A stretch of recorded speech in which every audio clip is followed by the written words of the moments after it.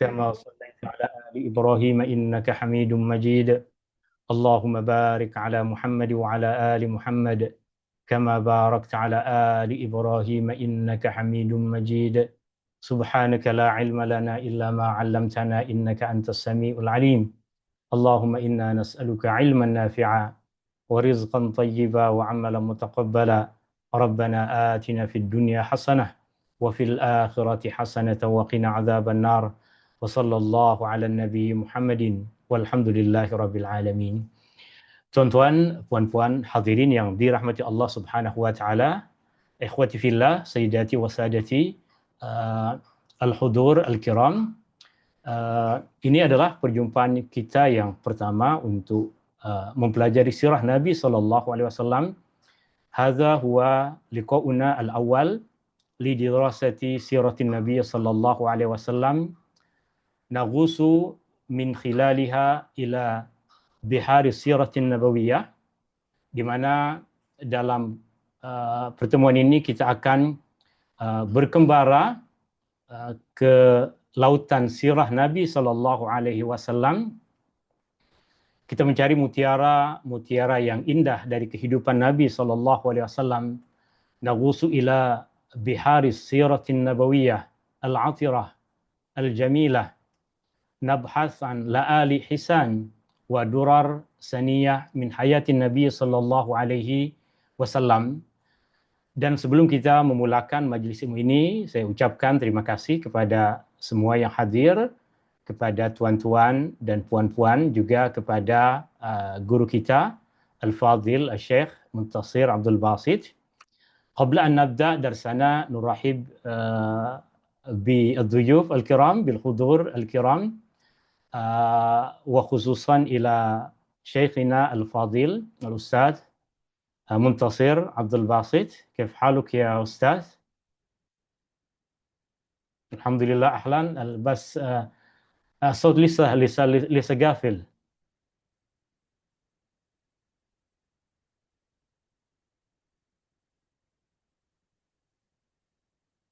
انتظر.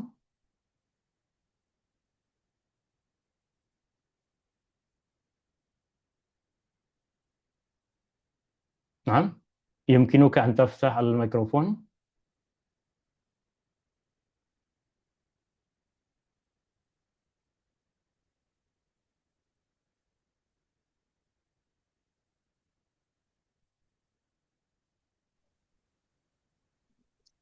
أهلا، كيف حالك يا مولانا؟ تسمعني؟ يا أهلا. السلام عليكم. Waalaikumsalam warahmatullahi wabarakatuh. Tuan-tuan dan puan-puan yang dirahmati Allah Subhanahu wa taala, di dalam pertemuan ini kita akan mempelajari tentang sirah Nabi sallallahu alaihi wasallam, dan tentunya sebelum kita memulakan perjalanan kita untuk mempelajari sirah Nabi sallallahu alaihi wasallam, tentu kita perlu mengetahui kenapa kita perlu mempelajari sirah Nabi sallallahu alaihi wasallam. Tidakkah kita cukup mempelajari sunnah-sunnah Nabi sallallahu alaihi wasallam, hadis-hadis Nabi sallallahu alaihi wasallam, bagaimana Rasulullah sallallahu alaihi wasallam salat, bagaimana Rasulullah sallallahu alaihi wasallam berwudu? Qabla an nabda' ad-dars, nurid an na'rif limadha nadrusu siratan Nabi sallallahu alaihi wasallam, ma ahamiyatu dirasat siratin Nabi sallallahu alaihi wasallam, ama yakfina an nadrus al-ahadis an-nabawiyah, ama yakfina an nadrus as-sunan an-nabawiyah, kaifa nusalli, kaifa natawadda, ma ahamiyatu dirasati siratin nabawiyah. Hadhihi al-asilah wa as'ilah ukhra hiya maudu darsina fi hadza al-liqa. Soalan-soalan seperti tadi itu adalah soalan yang insya-Allah kita akan kupas di dalam majlis ilmu ini. Dan seperti biasa, majlis ilmu ini terbuka kepada soalan. Jika tuan-tuan dan puan-puan ada soalan, ada yang nak disampaikan, ada kemusykilan, tuan-tuan dan puan-puan boleh bertanya, dan soalan boleh ditulis di dalam chat room yang ada di dalam Zoom meeting ini. وهذا الدرس مفتوح للاستفسارات والأسئلة. إذا كان عندكم أي استفسارات أي سؤال يمكنكم أن تكتبوا الأسئلة والاستفسارات في التعليقات في هذا البرنامج في الزوم ميتينج. وإذا أردتم أن تسألوا وتفتحوا الميكروفون يمكنكم أن تفعلوا ذلك في آخر الدرس إن شاء الله. إن شاء الله سيكون الدرس ساعة أو ربما ساعة ونصف إذا ما احتاج الأمر إلى ذلك. واختصارا للوقت, untuk meringkaskan masa, kita akan berikan kesempatan kepada Al-Fadil, Al-Ustaz untuk membuka majlis ini, dan insyaAllah kita akan mengambil pengajaran-pengajaran dari apa yang beliau sampaikan. Ikhtisaran lil waqt, nu'til fursah li fadilati syekh li yabda ad-dars, wa insyaallah سأترجم هذا الدرس إلى اللغة الملايوية أو أقول اختصارا لغة ملايو فقرة فقرة أو فقرة قصيرة حتى ينتفع الجميع إن شاء الله. تفضل يا أستاذنا. الله فيكم، بارك الله فيكم. بسم الله الرحمن الرحيم. الحمد لله رب العالمين، والصلاة والسلام على أشرف المرسلين وخاتم النبيين ورحمة الله للعالمين سيدنا محمد وعلى آله وصحبه أجمعين. بداية أرحب بالإخوة والأخوات الحاضرين في هذا اللقاء المبارك، وأرحب بأخي ابن عبد البر، وهو صديق جميل وقديم وله عندي منزلة غالية. وأذكركم بداية بأمر النية. النبي صلى الله عليه وسلم يقول: إنما الأعمال بالنيات وإنما لكل امرئ ما نوى. فننوي في هذا اللقاء المبارك زيادة محبتنا لرسول الله صلى الله عليه وسلم، وننوي العلم النافع، وننوي أن نجلس مجلسا في ذكر الله سبحانه وتعالى وفي محبة رسوله صلى الله عليه وسلم. Oke, pertama-tama saya menyambut semua yang hadir di dalam majelis ini, terutama sahabat saya Ibnu Abdul Bar, sahabat lama saya. Dan sebelum kita memulakan, marilah kita bersama-sama memperbaharui niat kita. Kita mahu agar majlis ini menjadi satu majlis yang kita menambahkan kecintaan kita kepada Rasulullah sallallahu alaihi wasallam, majlis yang kita mendapatkan ilmu yang bermanfaat, majlis yang di dalamnya kita mengingat Allah Subhanahu wa taala. ونحن في هذا المجلس سوف نتدارس في سيرة النبي صلى الله عليه وسلم. ولكن قبل أن ندرس مواضيع في السيرة ينبغي أن نتعلم أولا لماذا ندرس السيرة النبوية؟ ما هي أهمية دراسة سيرة النبي صلى الله عليه وسلم؟ Di dalam majlis ilmu ini, di dalam kelas ini kita akan mempelajari tentang sirah Nabi SAW. Tetapi sebelum kita masuk ke dalam perkara-perkara penting di dalam kehidupan Nabi SAW, kita perlu mengetahui kenapa kita mempelajari sirah Nabi SAW, apa keutamaan, apa kepentingan kita mempelajari sirah Nabi SAW. وسوف أتكلم في 5 نقاط محددة نتعرف من خلالها على أهمية سيرة النبي صلى الله عليه وسلم، أهمية دراستها ومعرفتها والاهتمام بهذا العلم النافع. Dan saya akan fokuskan kepada 5 perkara utama berkaitan dengan kepentingan kita mempelajari sirah Nabi SAW, keutamaan mengenal sirah Nabi SAW di dalam kehidupan kita. أول هذه النقاط في أهمية دراسة السيرة النبوية أن هذه السيرة النبوية هي التطبيق العملي لمنهاج الإسلام. Perkara pertama, poin yang pertama tentang keutamaan mempelajari sirah Nabi SAW adalah sirah Nabi SAW merupakan penerapan secara praktikal bagi manhaj Islam, bagi jalan Islam dalam kehidupan. Artinya, untuk kita mengetahui bagaimana Islam dalam dunia nyata, kita ketahui ia melalui sirah Nabi SAW. فمن خلال معرفتنا بسيرة النبي صلى الله عليه وسلم نعرف القواعد العامة والمنهاج الذي يسير عليه المسلم في حياته من خلال معرفتنا لتطبيق هذه القواعد في حياة النبي صلى الله عليه وسلم، وسوف أضرب أمثلة لذلك. Dan dari usaha kita untuk mempelajari sirah Nabi SAW, kita akan mengetahui bagaimana kita mempraktikkan, bagaimana kita mengamalkan petunjuk agama yang datang dari Rasulullah SAW, dan kita akan sebutkan beberapa contoh berkaitan dengan perkara ini. أول هذه الأمثلة قيمة العلم في الإسلام. إننا نعرف أن الأمم لا تنهض إلا بالعلم، وأن من قواعد منهاج الإسلام في الحياة هو العلم. وعندما ندرس سيرة النبي صلى الله عليه وسلم نجد الاهتمام بالعلم واضحا بشدة. Di antara contoh yang berkaitan dengan penerapan praktikal dari petunjuk agama melalui sirah Nabi SAW adalah tentang kepentingan ilmu di dalam Islam.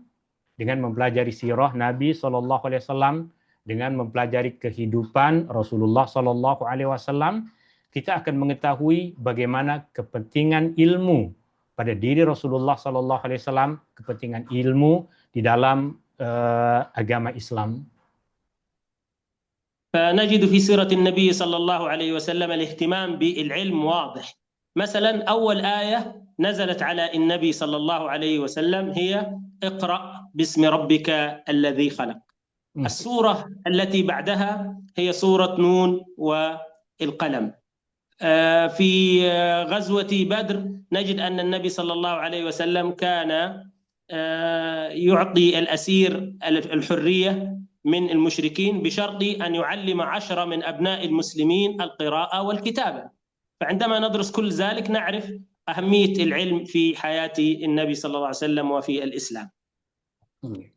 Juga di antara yang boleh kita jadikan sebagai contoh tentang keutamaan ilmu dalam kehidupan Rasulullah SAW, kita mengetahui bahwa ayat-ayat pertama yang diturunkan kepada Rasulullah SAW adalah perintah untuk membaca surah Al-Alaq, Iqra bismi rabbikal ladzi khalaq. Bacalah dengan nama Tuhanmu yang Maha Pencipta. Kemudian Allah Subhanahu wa taala turunkan surah yang lain. Kemudian Allah Subhanahu wa taala turunkan surah Al-Qalam yang menjelaskan tentang keutamaan ilmu. Dan juga dalam kehidupan Nabi SAW misalnya, pernah terjadi di dalam satu peperangan di mana Rasulullah SAW menjadikan kemampuan seseorang tawanan perang untuk mereka mengajarkan umat Islam membaca dan menulis sebagai jaminan untuk memberikan kebebasan kepada mereka. Artinya Rasulullah SAW membebaskan tawanan perang yang boleh mengajar sahabat Nabi SAW untuk membaca dan menulis. كذلك في منهاج الإسلام وقواعده عندما نتكلم عن تربية الإنسان وقيمة العبادة وإصلاح القلوب من خلال قيام الليل، فنجد في سيرة النبي صلى الله عليه وسلم أن ثالث سورة نزلت على النبي صلى الله عليه وسلم بعد سورة اقرأ وسورة القلم هي سورة المزمل، وهي تتكلم عن قيام الليل. يا أيها المزمل قم الليل إلا قليلا. Juga di antara yang menjadi contoh bahwa kehidupan Nabi Shallallahu Alaihi Wasallam, sirah Nabi Shallallahu Alaihi Wasallam adalah penerapan secara praktikal dari manhaj Islam adalah ketika kita mempelajari di dalam sirah Nabi Shallallahu Alaihi Wasallam ibadah-ibadah yang dilakukan oleh Rasulullah Shallallahu Alaihi Wasallam, seperti contohnya Qiyamul Lail, di mana di antara surah-surah pertama yang diturunkan kepada Rasulullah Shallallahu Alaihi Wasallam selepas surah Al-Alaq, surah Al-Qalam, Allah Subhanahu wa taala turunkan kepada Rasulullah Shallallahu Alaihi Wasallam surah Al-Muzammil yang di dalamnya ada perintah dari Allah Subhanahu wa taala kepada Rasulullah Shallallahu Alaihi Wasallam untuk mendirikan salat malam. كذلك نجد في سيرة النبي صلى الله عليه وسلم أن النبي صلى الله عليه وسلم لم يترك قيام الليل حتى في الغزوات. ففي الليلة التي سيصبح فيها يقاتل المشركين في غزوة بدر كان طوال الليل يقوم الليل ويدعو الله سبحانه وتعالى. فهذا يعرفنا بأهمية قيام الليل من خلال دراسة سيرة النبي صلى الله عليه وسلم لنعرف منهاج الإسلام وقواعده في الحياة. Okay. Kita jumpai misalnya di dalam sirah Nabi Shallallahu Alaihi Wasallam dalam perjalanan kehidupan Rasulullah Shallallahu Alaihi Wasallam bahwa Nabi Shallallahu Alaihi Wasallam tidak pernah meninggalkan Qiyamul Lail. Nabi sentiasa mendirikan sholat malam. Bahkan dalam peperangan sekalipun, dalam perang Badar, sebelum terjadinya perang Badar, di malam harinya Rasulullah Shallallahu Alaihi Wasallam menghidupkan malam dengan sholat malam. Dari situ kita akan mengetahui dengan mempelajari kehidupan Rasulullah Shallallahu Alaihi Wasallam secara terperinci, kita akan tahu bagaimana Rasulullah Shallallahu Alaihi Wasallam menerapkan secara amali, secara praktikal manhaj Islam yang Allah Subhanahu Wa Taala turunkan kepadanya. Dari situ kita mengetahui tentang keutamaan misalnya sholat malam. والمثال الثالث لقواعد الإسلام ومنهاجه التي نتعلمها من السيرة النبوية هو أهمية تربية الأولاد في الإسلام واهتمام الإسلام بالأطفال وتربيتهم. ونجد ذلك في سيرة النبي صلى الله عليه وسلم في بعض الأمثلة. Juga di antara perkara yang membantu kita untuk memahami bagaimana Rasulullah Sallallahu Alaihi Wasallam, sirah Nabi Sallallahu Alaihi Wasallam merupakan penerapan praktikal dari manhaj Islam adalah berkaitan dengan kepentingan mendidik anak-anak. Artinya di dalam kehidupan Rasulullah Sallallahu Alaihi Wasallam, di dalam sirah Nabi Sallallahu Alaihi Wasallam, di dalam kehidupan Rasulullah Sallallahu Alaihi Wasallam, kita akan menjumpai satu perkara yang sangat penting, yaitu bagaimana pendekatan metode yang digunakan oleh Rasulullah Sallallahu Alaihi Wasallam untuk membina satu keluarga, untuk mendidik anak-anak. فنجد من الأشياء التي حصلت مع النبي صلى الله عليه وسلم في تربية الأولاد أنه في إحدى المرات كان يصلي فجاء الحسن رضي الله عنه ابن فاطمة الزهراء رضي الله عنها حفيد النبي صلى الله عليه وسلم، فوجد جده النبي صلى الله عليه وسلم يصلي وهو ساجد، فركب فوق ظهر النبي صلى الله عليه وسلم وهو ساجد، فأطال النبي صلى الله عليه وسلم في السجود حتى ظن الصحابة أنه قد حدث شيء للنبي صلى الله عليه وسلم، بمعنى أنه ربما يكون قد مات. Okay. Di antara contoh perkara yang berkaitan dengan bagaimana pendekatan yang digunakan oleh Rasulullah Sallallahu Alaihi Wasallam untuk mendidik anak yang kita pelajari dari sirah Nabi Sallallahu Alaihi Wasallam adalah satu ketika Rasulullah Sallallahu Alaihi Wasallam tengah solat berjamaah menjadi imam, datang cucu baginda Sallallahu Alaihi Wasallam Al-Hasan, anak kepada Fatimah binti Muhammad radhiyallahu anhum, yang kemudian naik ke atas Rasulullah Sallallahu Alaihi Wasallam semasa Rasulullah Sallallahu Alaihi Wasallam tengah sujud. Maka kerana ada cucu baginda yang tengah berada di belakang, di atas Nabi Sallallahu Alaihi Wasallam masa tengah sujud, Nabi Shallallahu Alaihi Wasallam pun pada ketika itu memanjangkan sujud sampai panjangnya sehingga sebahagian para sahabat Nabi Shallallahu Alaihi Wasallam sampai menyangka telah terjadi sesuatu pada diri Rasulullah Shallallahu Alaihi Wasallam. ثم بعدما شبع الحسن من الركوب ونزل من على ظهر النبي صلى الله عليه وسلم أكمل النبي الصلاة. ثم لما سأله الصحابة عن سر إطالة السجود أخبرهم فقال: إن ابني هذا ارتحلني فخشيت أن أؤذيه فانتظرت حتى نزل. Ketika cucu baginda Shallallahu Alaihi Wasallam telah puas naik ke atas tubuh Rasulullah Shallallahu Alaihi Wasallam, masa Rasulullah Shallallahu Alaihi Wasallam telah salat, Nabi Shallallahu Alaihi Wasallam kemudian sambung salatnya, dan selepas salam ketika ada sahabat Nabi Shallallahu Alaihi Wasallam yang bertanya kenapa Rasulullah Shallallahu Alaihi Wasallam tadi memanjangkan sujud, Nabi Shallallahu Alaihi Wasallam menyebutkan bahwa ada cucu saya yang naik ke atas saya dan saya tidak mahu menjatuhkan dia, saya tidak mahu menyusahkan dia, dan itulah yang terjadi, yang menunjukkan kepada kita tentang kasih sayang Rasulullah Sallallahu Alaihi Wasallam kepada kanak-kanak. وفي مرة أخرى النبي صلى الله عليه وسلم كان يصلي وهو يحمل أمامة هذه بنته زينب، ابنة زينب بنت النبي صلى الله عليه وسلم، فكان النبي يحملها في الصلاة ويصلي وهي على كتفه. Oke.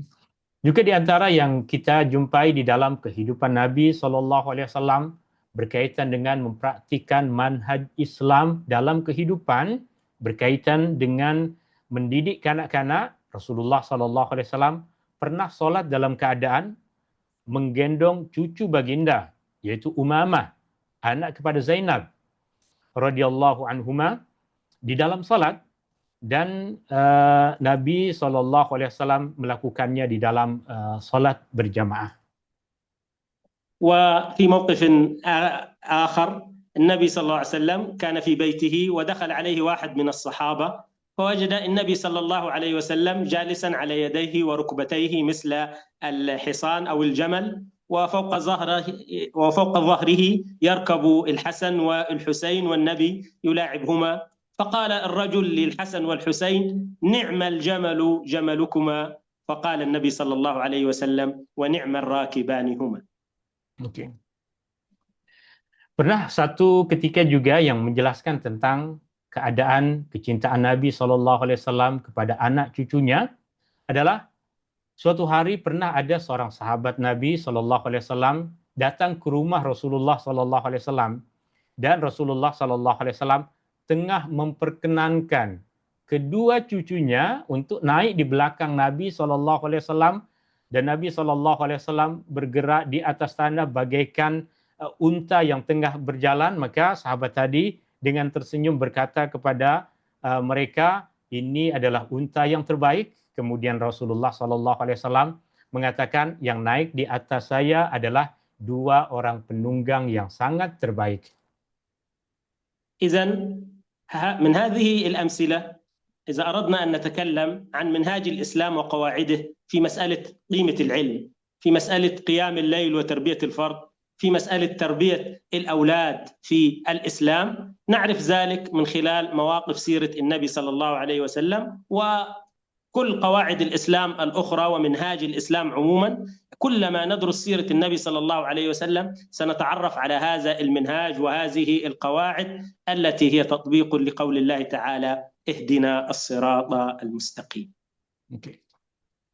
Dari contoh-contoh yang sebahagiannya telah kita sebutkan tadi, kita memahami tentang manhaj Islam yang diterapkan oleh Rasulullah SAW di dalam kehidupannya, berkaitan dengan ilmu misalnya, berkaitan dengan qiyamul lail, berkaitan dengan pendidikan anak, dan juga berkaitan dengan kaidah-kaidah lain yang diamalkan oleh Nabi SAW sebagai pengamalan ataupun penerapan dari manhaj Islam, manhaj yang kita fahami dari apa yang Allah Subhanahu wa taala sebutkan di dalam Al-Quran, ihdinas siratal mustaqim, tunjukkanlah kepada kami semua jalan yang lurus. Jalan yang lurus, manhaj Islam, maksudnya adalah manhaj yang telah diterapkan secara amali oleh Rasulullah sallallahu alaihi wasallam. والنقطة الثانية في أهمية دراسة سيرة النبي صلى الله عليه وسلم أننا من خلال دراسة سيرة النبي صلى الله عليه وسلم نعرف ما أجمل في القرآن، نعرف تفسير القرآن ونعرف تفاصيل الأوامر التي أمر بها الله سبحانه وتعالى من خلال القرآن أو حدثنا عنها في القرآن. Oke. Dan perkara kedua yang menjadi keutamaan dan kepentingan kita mempelajari sirah Nabi SAW, dengan mempelajari sirah Nabi SAW, kita akan mengetahui banyak perincian dari perintah-perintah yang Allah Subhanahu Wa Taala sebutkan di dalam Al-Quran. Dari sirah Nabi SAW, kita akan mengetahui petunjuk-petunjuk yang terperinci dari apa yang Allah Subhanahu Wa Taala sebutkan secara umum di dalam Al-Quran. مثلا القرآن يأمرنا بالصلاة، لكن سيرة النبي صلى الله عليه وسلم عرفتنا كيفية الصلاة وعدد الركعات وأنواع الصلوات مثل صلاة الكسوف والخسوف وأوقات الصلاة وما إلى ذلك. الزكاة، الله يأمر بالزكاة في القرآن، لكن من خلال سيرة النبي صلى الله عليه وسلم نعرف كيفية جمع الزكاة وما هي الشروط التي ينبغي أن تتوافر لكي نأخذ الزكاة وما إلى ذلك. Okay. Sebagai contoh misalnya Allah Subhanahu Wa Taala menurunkan di dalam Al-Quran perintah tentang salat, dan dari kehidupan Rasulullah SAW kita akan mengetahui bagaimana cara Rasulullah SAW mendirikan salat. Dari sirah Nabi SAW, kehidupan Rasulullah SAW, kita akan mengetahui perincian tentang jenis-jenis salat yang dilakukan oleh Rasulullah SAW. Dalam satu masa kehidupan Nabi SAW terjadi gerhana dan Rasulullah SAW menunaikan salat gerhana. Juga di dalam Al-Quran Allah Subhanahu Wa Taala turunkan perintah untuk menunaikan zakat. Lalu dalam kehidupan Nabi SAW kita akan mempelajari bagaimana Rasulullah SAW mengutus sahabat untuk mengutip zakat, untuk mengumpulkan zakat, untuk mengira zakat, untuk membagikan zakat kepada orang-orang yang memerlukannya. كذلك نجد القرآن يتكلم كثيرا عن الغزوات. سورة الأنفال تتكلم عن غزوة بدر، سورة آل عمران تتكلم عن غزوة أحد، سورة الأحزاب تتكلم عن غزوة الأحزاب. فسيرة النبي صلى الله عليه وسلم هي التي تشرح لنا ما حدث في هذه الغزوات التي يتحدث القرآن ويعلق عنها، فنعرف الأحداث التي يعلق عليها القرآن الكريم. Demikian juga kita menjumpai Allah Subhanahu Wa Taala di dalam Al-Quran menurunkan beberapa surah. Banyak ayat dalam Al-Quran menceritakan tentang peperangan. Surah Al-Anfal, surah Ali Imran, surah Al-Ahzab yang menceritakan tentang perang Ahzab. Maka dari sirah Nabi SAW, kehidupan Nabi SAW, kita akan mempelajari, kita akan mengetahui peperangan-peperangan yang telah dilalui oleh Rasulullah SAW. والصحابة رضوان الله عليهم كانوا يهتمون بتفاصيل الغزوات وتعليمها لأولادهم، حتى أن ابن سعد بن أبي وقاص وهو أحد العشر المبشرين بالجنة يقول إن أبي كان يعلمنا المغازي كما يعلمنا السورة من القرآن. وهكذا كثير من الصحابة، فلمعرفة غزوات النبي صلى الله عليه وسلم التي يذكرها القرآن ويتكلم عنها نعرفها من خلال سيرة النبي صلى الله عليه وسلم. Dan para sahabat Nabi SAW, mereka sangat mengambil berat tentang peristiwa peperangan-peperangan yang terjadi pada masa Rasulullah SAW. Di dalam sirah misalnya kita akan menjumpai anak kepada sahabat Nabi SAW, salah seorang yang Rasulullah SAW kabarkan bahwa dia adalah di antara ahli syurga, itu Sa'ad bin Abi Waqqas. Anak dia selalu menceritakan kepada kita bahwa ayahnya dulu menceritakan kepada kami tentang peperangan yang dia lalui bersama dengan Rasulullah SAW. Yang dari situ kita akan mengetahui tentang banyak perincian perkara-perkara di dalam sejarah yang berkaitan dengan ayat-ayat Al-Quran yang diturunkan kepada Rasulullah SAW, misalnya yang berkaitan dengan peperangan. والنقطة الثالثة في أهمية دراسة السيرة النبوية أننا بدراستنا لسيرة النبي صلى الله عليه وسلم نزداد محبة لرسول الله صلى الله عليه وسلم حين نتعلم حياته وماذا كان يصنع ولماذا كان يضحك ولماذا كان يبكي وماذا كان يفعل في حياته. Perkara yang ketiga yang menjadi sebab keutamaan, kepentingan kita mempelajari sirah Nabi SAW adalah dengan mempelajari sirah Nabi SAW akan bertambah kecintaan kita kepada Rasulullah SAW. Kerana di dalam sirah kita akan mempelajari keadaan di mana Rasulullah SAW tersenyum, keadaan di mana Rasulullah SAW tertawa, keadaan di mana Rasulullah SAW bersedih, keadaan di mana Rasulullah SAW melakukan sesuatu yang akan menambah kecintaan kita kepada Rasulullah SAW. لأن السؤال هنا هو كيف تحب من لا تعرفه؟ إذا كنت فعلا محبا صادقا لرسول الله صلى الله عليه وسلم ينبغي أن تعرف تفاصيل حياته.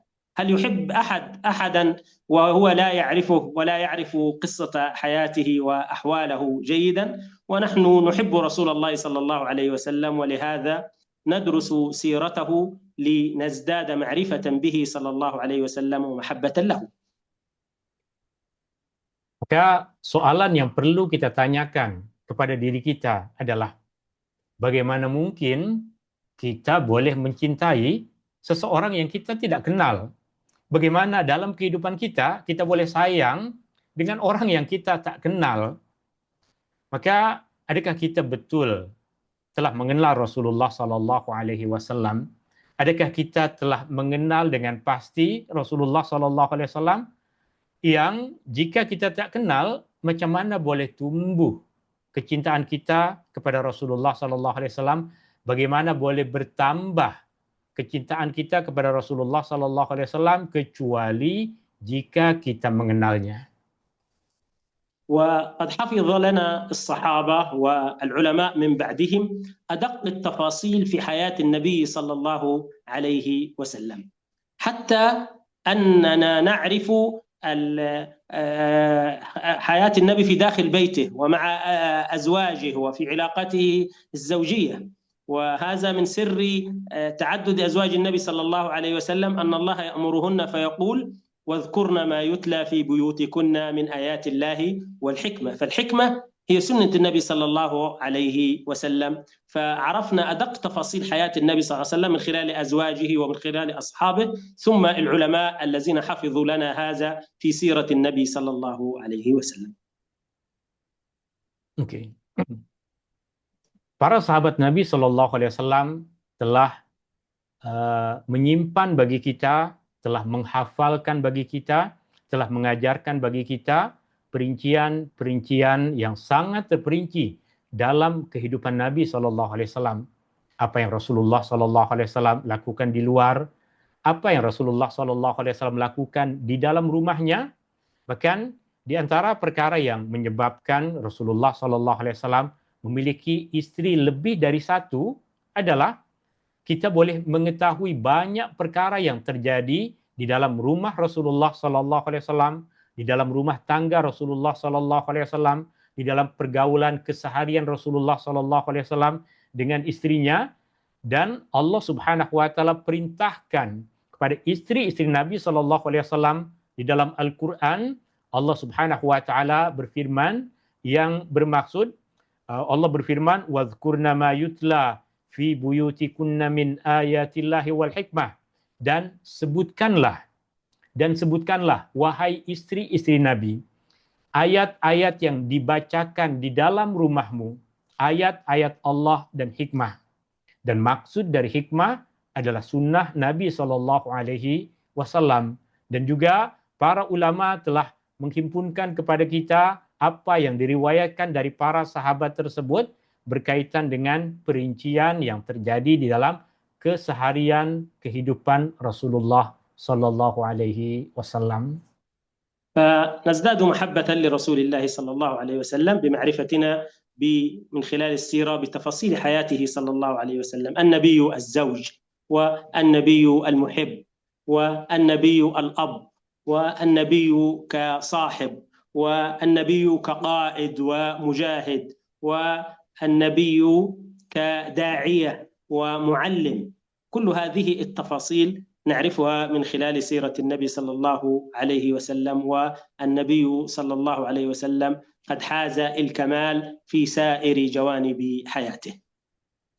Okay. Dengan mempelajari sirah Nabi SAW tentu akan bertambah kecintaan kita kepada Rasulullah SAW.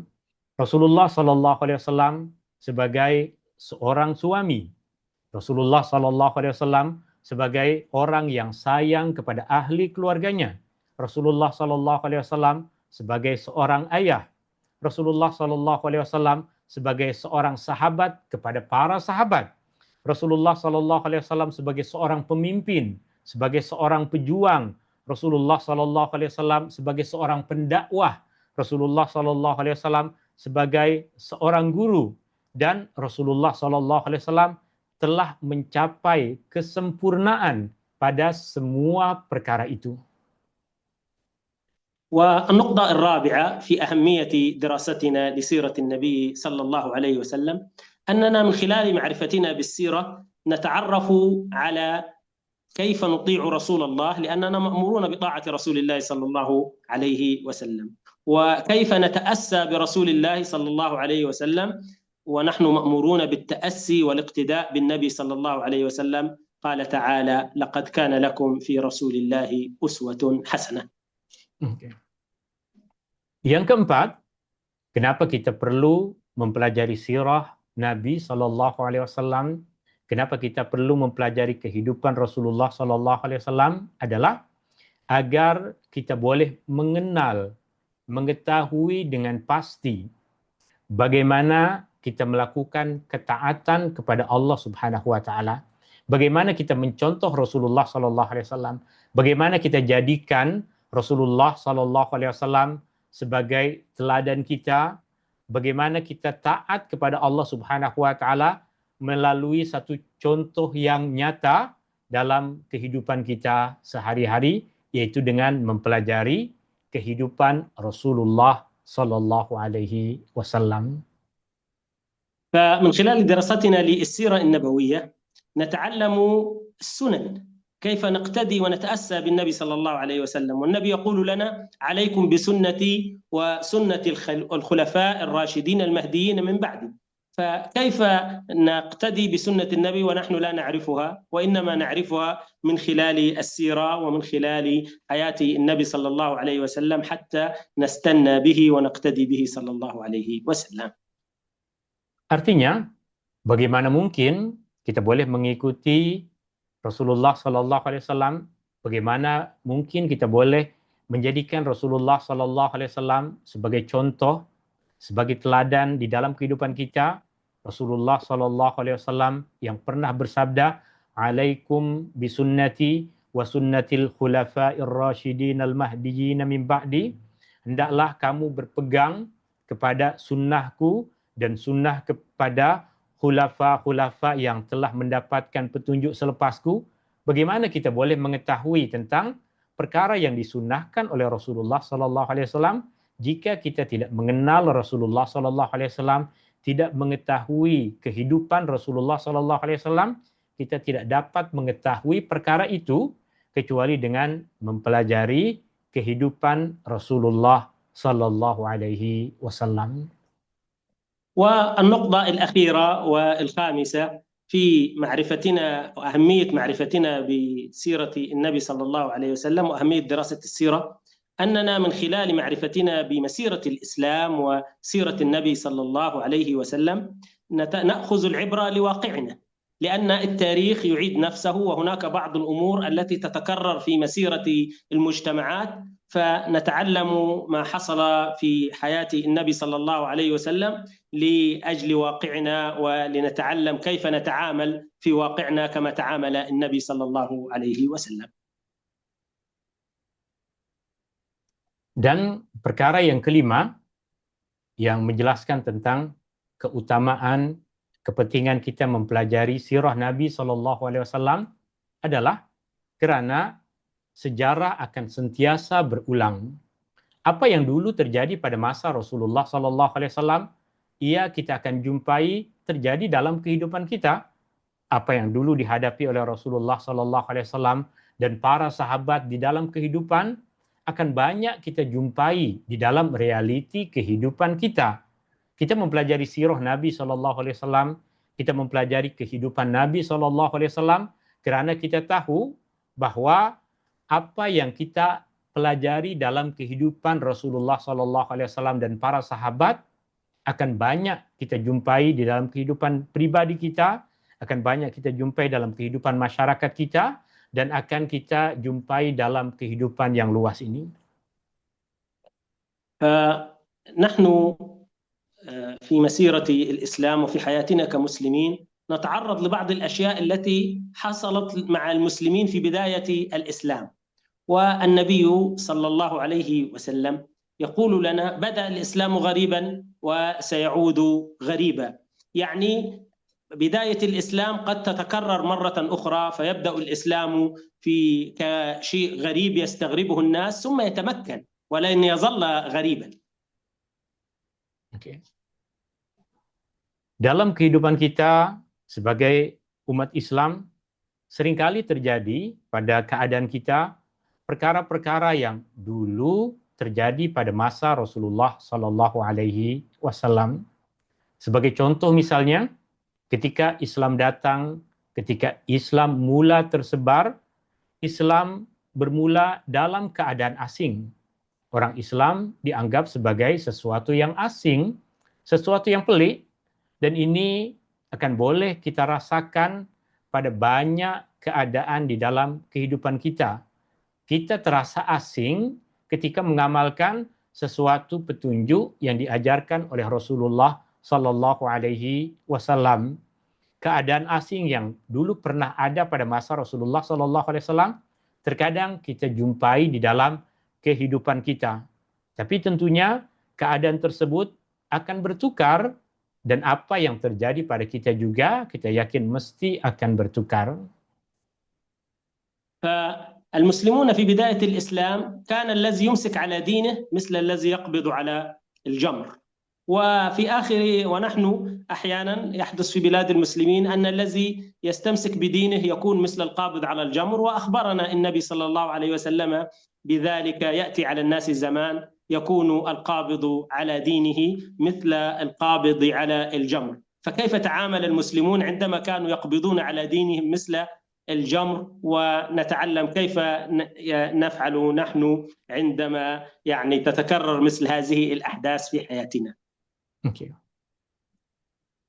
Orang-orang Islam, sebahagian dari orang Islam, sebahagian dari masyarakat Islam yang mencuba untuk berpegang kepada petunjuk Nabi SAW, seakan-akan ia memegang bara api, susah, berat. Dan Rasulullah SAW pernah menggambarkan tentang keadaan ini. Akan datang satu masa di mana akan banyak orang-orang yang berpegangan kepada agama bagaikan memegang bara api. Artinya sesuatu yang kita rasakan berat, sesuatu yang kita rasakan susah, dan ini akan banyak terjadi. Artinya orang-orang yang hidup di luar kawasan umat Islam misalnya, mereka akan mendapatkan banyak kesusahan ketika mereka mahu mengamalkan Islam. Dari segi pakaian, dari segi ibadah yang dituntut oleh Islam, terkadang untuk mereka berpegang padanya, sebagaimana yang digambarkan oleh Rasulullah SAW, seperti orang-orang yang mencuba untuk memegang bara api. وهنا نسأل سؤالا: لماذا يقص علينا القرآن القصص، قصص السابقين وقصص الأنبياء، وهذه سيرة؟ لماذا يقص علينا القرآن سير الأنبياء وغيرهم كأهل الكهف؟ لنأخذ العبرة والعظة، لأن الأمور تتكرر. فقال الله عز وجل: لقد كان في قصصهم عبرة لأولي الألباب. فكذلك ندرس سيرة النبي صلى الله عليه وسلم لتكون لنا عبرة وعظة ونور ينير لنا الطريق في أثناء مسيرنا في الحياة. Dan di sini ada satu soalan yang menarik.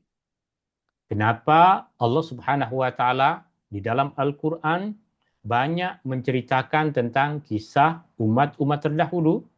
Allah ceritakan tentang Ashabul Kahfi, Allah ceritakan tentang umat nabi-nabi terdahulu. Tentunya kita tahu bahwa kisah-kisah yang Allah Subhanahu wa taala sebutkan di dalam Al-Qur'an adalah untuk memberikan kepada kita ibrah, untuk memberikan kepada kita pengajaran agar kita boleh mengambil pengajaran dari kisah-kisah mereka. Allah Subhanahu wa taala menyebutkan laqad kana fi qasasihim ibratul liulil albab. Sungguh pada kisah-kisah mereka terdapat pengajaran bagi orang-orang yang memiliki akal fikiran yang baik. Kenapa? Itulah sebabnya kenapa kita mempelajari sirah Nabi SAW. Dari kisah umat-umat terdahulu, kita boleh mengambil pengajaran. Dari kisah Nabi SAW, dari sirah Nabi SAW, kita boleh mengambil pengajaran kerana peristiwa-peristiwa akan sentiasa berulang. Apa yang dulu terjadi pada umat-umat terdahulu, terjadi pada Rasulullah SAW. Apa yang terjadi pada masa Rasulullah SAW boleh jadi terjadi pada diri kita, pada masyarakat kita. Inilah yang membuat kita tahu kepentingan dan keutamaan kita mempelajari sirah Nabi SAW. فمن خلال السيرة عرفنا كيف ربى النبي صلى الله عليه وسلم الرجال الذين حملوا الإسلام، وكيف أن القرآن كان يربيهم على الإيمان قبل الأحكام. في مكة كانت التربية فقط، ثم في المدينة كان الجهاد. الأوامر التي كانت تنزل كانت تتحدث في البداية عن القيامة وعن الإيمان وعن الآخرة، ثم أوامر الأحكام، الميراث، الحدود نزلت في المدينة متأخرا. فنعرف من خلال سيرة النبي صلى الله عليه وسلم منهاج التربية وكيف يتربى الرجال. Dari sirah Nabi SAW kita mengetahui bagaimana Rasulullah SAW mendidik para sahabat Nabi SAW. Rasulullah SAW mendidik mereka dengan keimanan. Rasulullah membina keimanan mereka sebelum Rasulullah SAW mengajarkan kepada mereka tentang amal ibadah. Keimanan sebelum Rasulullah SAW diperintahkan untuk menyuruh mereka melakukan amal ibadah, melakukan jihad di jalan Allah, melakukan perbuatan-perbuatan di dalam agama. Rasulullah SAW telah memulakan dengan memberikan pendidikan tarbiyah kepada para sahabatnya agar memantapkan keimanan yang ada pada mereka. فمن خلال سيرة النبي صلى الله عليه وسلم نتعلم كيف كان يتعامل النبي صلى الله عليه وسلم مع المنافقين وما أكثرهم في زماننا، مع اليهود، مع الكفار، مع أخطاء بعض الصحابة. كل هذا نتعلمه ونأخذه في سيرة النبي صلى الله عليه وسلم. Dari sirah Nabi SAW kita akan mengetahui bagaimana dulu Rasulullah SAW berinteraksi dengan golongan orang-orang munafik. Dan di zaman kita ini sudah tentu lagi lebih banyak golongan orang-orang munafik. Pada masa Rasulullah SAW kita akan mempelajari bagaimana Rasulullah SAW berinteraksi dengan orang-orang Yahudi. Bagaimana Rasulullah SAW berinteraksi dengan orang-orang yang tidak beriman. Dan bagaimana Rasulullah SAW berinteraksi dengan kesilapan-kesilapan, kesalahan-kesalahan yang dilakukan oleh para sahabat agar kita tahu bagaimana kita berinteraksi, agar kita tahu bagaimana kita menghadapi kesilapan-kesilapan yang dilakukan oleh sesama kita, sesama orang yang beriman.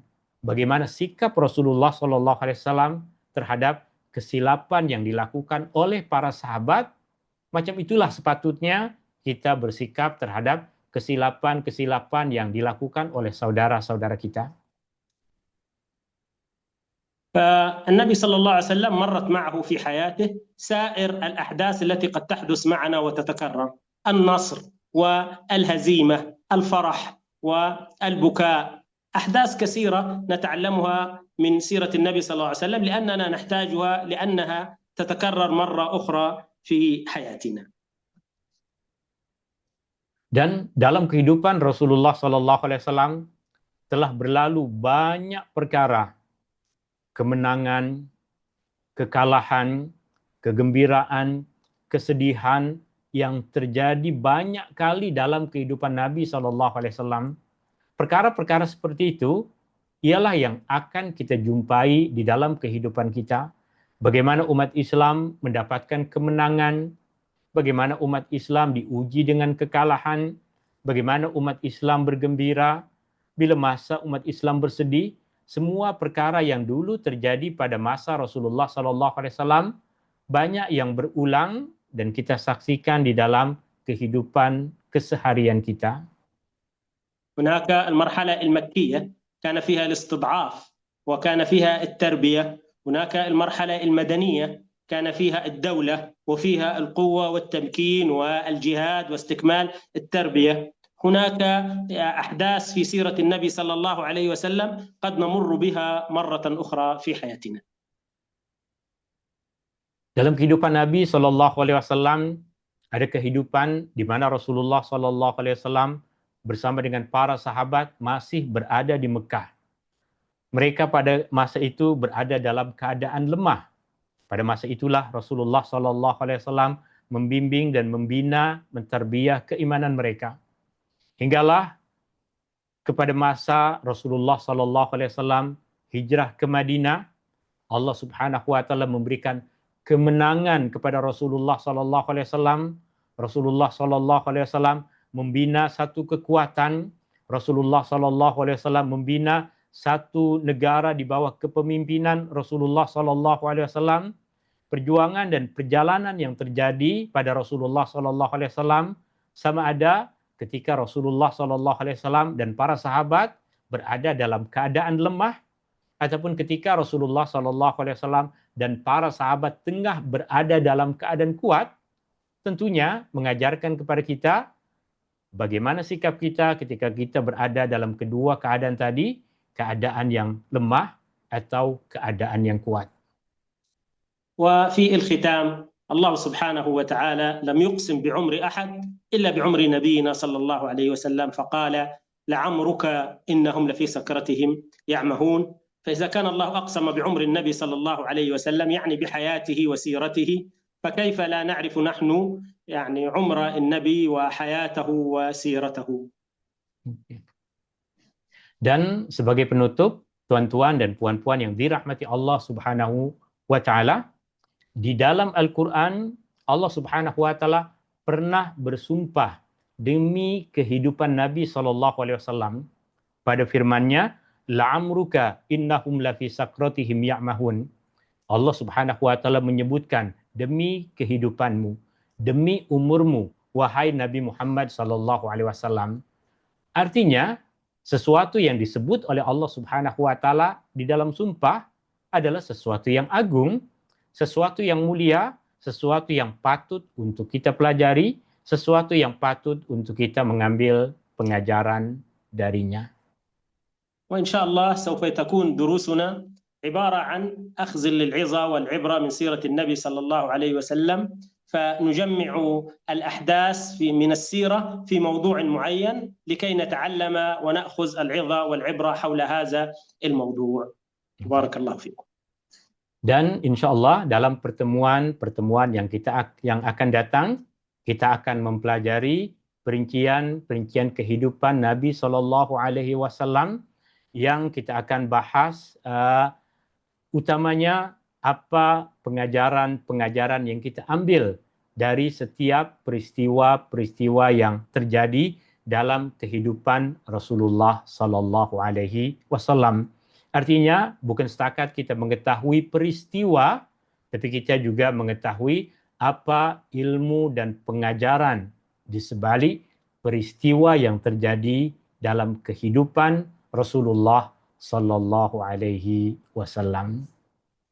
بارك الله فيكم وجزاكم الله خيرا، ونسأل الله أن يجعل هذا المجلس في ميزان حسناتنا وحسناتكم أجمعين، والمجال مفتوح للأسئلة. Terima kasih, semoga Allah Subhanahu wa taala memberikan keberkatan kepada tuan-tuan dan puan-puan semua yang hadir di dalam majlis ilmu ini, dan semoga Allah Subhanahu wa taala memberikan kepada kita kebaikan, dan kepada sesiapa di antara tuan-tuan dan puan-puan ada yang ingin bertanya, maka saya memberikan kesempatan untuk bertanya. Soalan boleh ditulis di dalam chat room, atau boleh juga terus buka mikrofon, boleh bertanya dengan bahasa Arab, boleh bertanya dengan bahasa Melayu, boleh bertanya dengan bahasa Inggris. Nanti saya akan terjemahkan kepada Syekh dalam bahasa Arab. Wafil khitam nu'ti al-fusah li al-khudur al-kiram man kana 'indahu istifsar atau soal falyatafaddal. يمكن أن تكتبوا الأسئلة في التعليقات في داخل برنامج زوم ميتينج هذا، أو يمكنكم أن تفتحوا الميكروفون وتسأل سؤالا مباشرا، على أن يكون السؤال له تعلق بالموضوع الذي درسناه. Oke, saya berikan kesempatan jika ada sesiapa di antara tuan-tuan dan puan-puan. Saya rasa ramai yang hadir, ada yang dari Jakarta, ada yang dari Mesir, ada yang dari Malaysia, ada yang dari UK. Terima kasih kepada semua tuan-tuan dan puan-puan yang hadir dalam majlis ilmu ini. Ada soalan berapa minggu soal kelas ini berkaitan dengan soalan ini. InsyaAllah kelas akan kita adakan pada siri yang pertama ini adalah 3 bulan, artinya November, Desember dengan Januari, setiap hari Sabtu, artinya setiap bulan ada 4 pertemuan.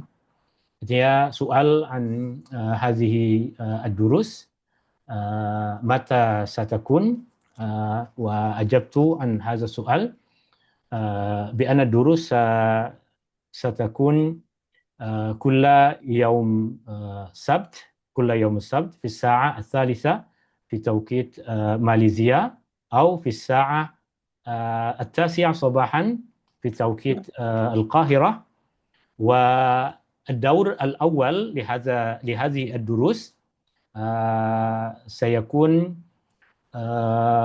3 أشهر، نوفمبر، ديسمبر واليناير، ثم نستريح قليلا ونبدأ دور آخر للدروس إن شاء الله.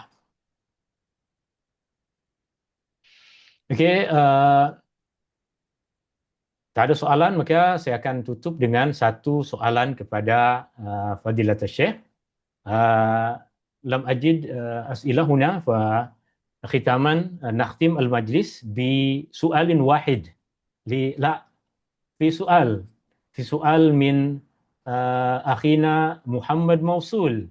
Muhammad Mausul yas'al, Ustaz, saudara Mausul bertanya bagaimana kita tetap boleh meneladani Rasulullah SAW di zaman yang penuh dengan fitnah sekarang ini. Soal min akhina Mausul, kaifa naj'alu Rasulullah SAW qudwatan wa uswatan fi hadha zaman, wa huwa yusami hadha zaman al-fitan. Kaifa nujib an hadha soal ya Fadilat Syekh?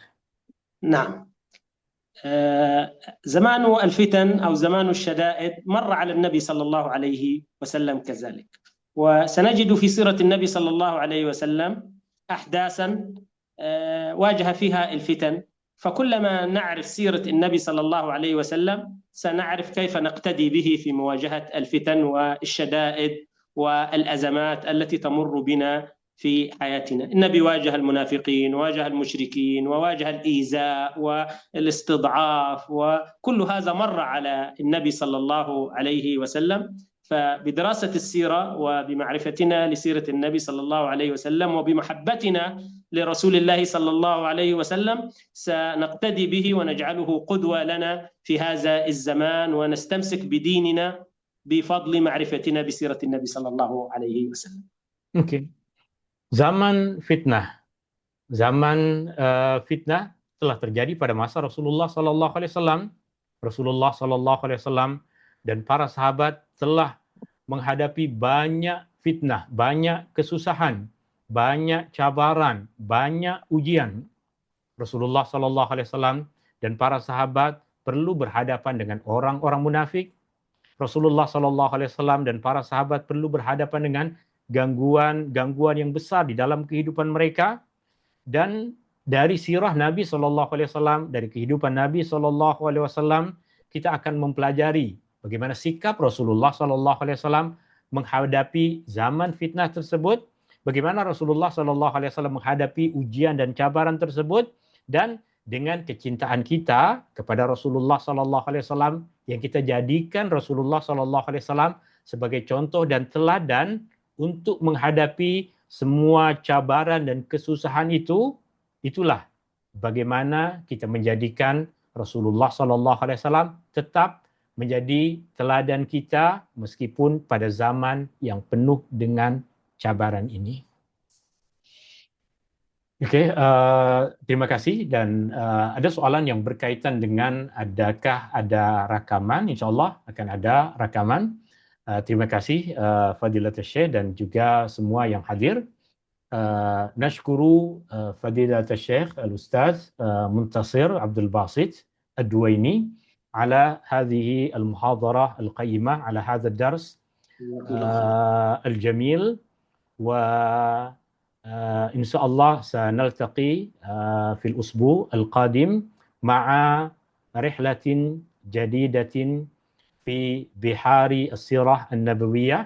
InsyaAllah kita akan berjumpa kembali dalam pertemuan yang akan datang di dalam sirah Nabi Sallallahu Alaihi Wasallam.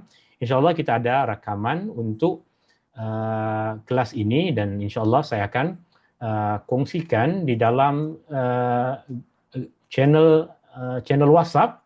Dan seperti yang saya dah maklumkan bahwa majlis ilmu ini adalah terbuka kepada semua, tiada apa-apa bayaran yang dikenakan, dan saya sudah sangat mengenal Al-Ustaz Al-Fadil Syekh Akhuna Muntasir Abdul Basit. Saya dah kenal beliau lebih dari 25 tahun, bukan saja kenal macam itu, tapi saya kenal dia, saya kenal ayah dia, saya kenal ibu dia, saya kenal adik-beradik dia, saya kenal jiran tetangga dia, saya telah hidup bersama dengan dia bertahun-tahun masa dulu menuntut ilmu di Mesir. Nashkuru Fadilatul Syekh ala hadhihi al-muhadharah al-qayyimah wa ma'rifati bihi laysat ma'rifatan 'adirah, ma'rifati bihi ma'rifah qadimah, alaqati ma'ahu laysat 'alaqa 'adirah, laysat ghamratan summa tanjali, innama hiya ukhuwatun fillah wa mahabbatun fi dinihi wa insyaallah da'watun ila sabilihi bil hikmati wal mau'izati al hasanah. Wa ila liqa'in akhar nastaudi'ukum alladhi la yadhi'u la tadhi'u wada'i'uhu. Syukran, terima kasih Fadilatul Syekh. Dan terus kepada tuan-tuan dan puan-puan, tentunya ilmu yang kita pelajari adalah ilmu untuk semua. Tiada apa-apa bayaran, tapi siapa yang di antara tuan-tuan dan puan-puan yang mahu memberikan sokongan perjalanan kita untuk menuntut ilmu ini, maka ia sangat dihargai. Syukran. Hadani Allah wa iyyakum ajma'in. Subhanakallahumma wa bihamdika asyhadu an la ilaha illa anta astaghfiruka wa atubu ilaik. Syukran. Assalamualaikum warahmatullahi wabarakatuh. Waalaikumsalam warahmatullahi wabarakatuh. Syukran. Syukran. Jazakumullah khairan.